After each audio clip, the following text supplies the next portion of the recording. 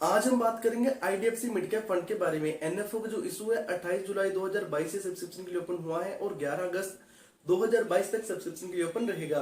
तो mid cap funds के बारे में आप जानते होंगे, जैसा कि नाम से पता लगता है कि मिड कैप फंड्स तो मिड कैप कंपनीज के स्टॉक्स में है जो ये फंड्स निवेश करती हैं। जैसे कि आपको पता है कि इक्विटी फंड्स में काफी टाइप की कैटेगरीज होती हैं। Large cap funds, after then flexi cap funds, after then mid cap fund, उसके बाद स्मॉल कैप फंड्स और उसके बाद मल्टी कैप फंड्स। फिर वो अलग अलग कैटेगरीज है जो आती हैं।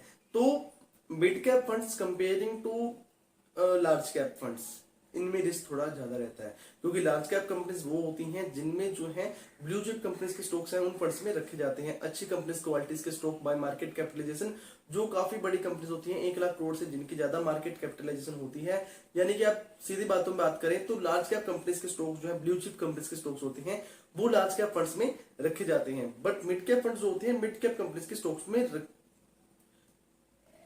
इन्वेस्टमेंट करते हैं, पोर्टफोलियो मिड कैप कंपनीज के स्टॉक्स का क्रिएट किया जाता है। तो इनमें इसी कारण से रिस्क है जो comparing to large cap funds ज्यादा होता है, बट रिटर्न्स भी comparing to large cap funds बहुत ज्यादा होती हैं, अपॉर्चुनिटीज बहुत होती हैं। जैसे कि आपको पता है कि लार्ज कैप कंपनीज वो हैं जो लीडर्स हैं आज के टाइम की और आने वाले टाइम में भी बनी रहेंगी, बट मिड कैप कंपनीज वो हैं जो आने वाले टाइम में भी लीडर्स हो सकती हैं, लार्ज कैप कंपनीज में कन्वर्ट हो सकती हैं। जब लार्ज कैप कंपनीज में कन्वर्ट होंगी तो काफी अच्छा प्रॉफिट वहां पर होता है। तो इसीलिए अपॉर्चुनिटीज बहुत रहती हैं मिड कैप और स्मॉल कैप कंपनीज के स्टॉक्स में, बस उनको फाइंड करने का तरीका है जो वो आपको पता होना चाहिए। तो ठीक इसी प्रकार है जो स्कीम का जो बेंचमार्क रहेगा S&P BSE 150 mid cap index scheme का बेंचमार्क रहेगा। फंड मैनेजर होंगे स्कीम के मिस्टर सचिन रिलेकर जी, इक्विटी पोर्शन को मैनेज करेंगे, और mister Harshal Joshi ji date portion को मैनेज करेंगे इस फंड में। एक्सिलूट जो रहेगा, अगर आप 1 साल से पहले अपने नोट्स को रिडीम करते हैं तो आपको 1% का एक्सिलूट देना रहेगा, और 1 साल के बाद from the date of allotment आपको किसी भी टाइप का एक्सिलूट देने की नीड नहीं है। स्कीम में रेगुलर और डायरेक्ट प्लान दोनों अवेलेबल रहेंगे, और income distribution capital withdrawal option भी आपको अवेलेबल मिल जाएंगे। स्कीम में मिनिमम लमसम इन्वेस्टमेंट आप 5,000 रुपए कर सकते हैं ड्यूरिंग एनएफओ पीरियड।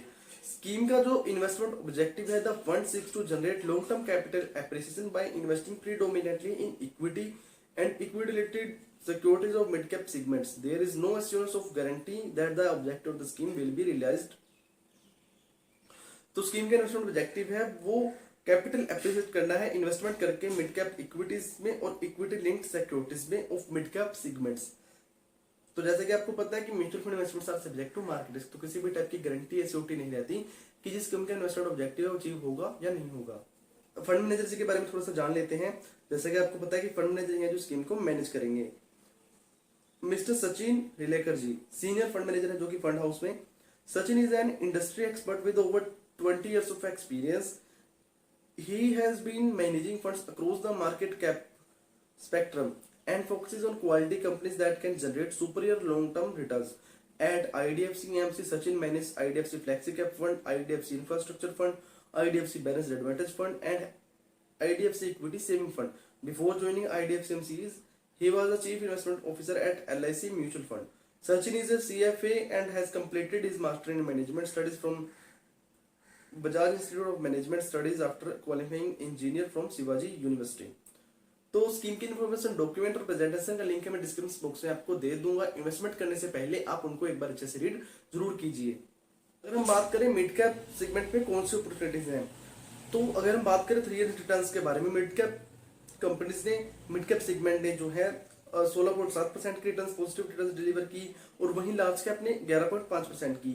5 इयर्स के टेन्योर में 11.6% की लार्ज कैप कैटेगरी ने और 16.9% की जो है मिड कैप सेगमेंट ने रिटर्न्स डिलीवर की। तो मिड कैप फंड्स में तो स्कीम में जो रिस्क रहेगा वेरी हाई स्कीम में रिस्क रहेगा, और जो स्कीम का बेंचमार्क है उस बेंचमार्क का भी रिस्क है, वेरी हाई रिस्क है।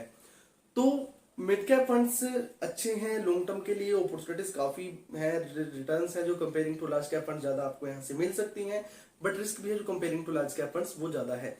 और मिड कैप फंड्स देखिए, जैसा कि मैं आपको हर बार कहता हूं कि आप क्यों किसी एनएफओ में निवेश करते हैं, जब तक अनदर ईएमसीज के फंड है और भी ईएमसीज के फंड है जो मार्केट में लिस्टेड है, उनकी ट्रैक रिकॉर्ड पास्ट परफॉर्मेंस आपको पता है कैसी परफॉर्मेंस रही है, तो आप उनमें भी निवेश कर सकते हैं।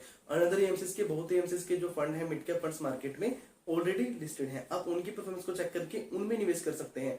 बट फिर भी अगर आपको इन्हीं में निवेश करना है तो जरूर कर सकते हैं। फिर भी इन्वेस्टमेंट करने से पहले आप अपने फाइनेंशियल एडवाइजर जरूर सलाह लीजिए, और अगर आप एक रिस्की इन्वेस्टर है, एग्रेसिव इन्वेस्टर है, लॉन्ग टर्म के लिए अच्छा फंड चाहते हैं तो आप मिड कैप फंड्स में इन्वेस्ट कर सकते हैं। बट मैं एडवाइस दूंगा कि आप फ्लेक्सी के फंड में इन्वेस्ट कीजिए कंपेयर मिड कैप फंड्स में इन्वेस्ट करने के बजाय। बट फिर भी आप थोड़ा बहुत पोर्शन आप अपना मिड कैप फंड्स में रख सकते हैं। फिर भी इन्वेस्टमेंट करने से पहले अपने फाइनेंशियल एडवाइजर से जरूर सलाह लीजिए, उनके कहने पर ही निवेश कीजिए। बात करूंगा यहीं पर, अगर वीडियो में दी गई इन्फॉर्मेशन आपको अच्छी लगी हो तो वीडियो को लाइक करके एनकरेज कर दीजिए और चैनल को सब्सक्राइब कर दीजिए।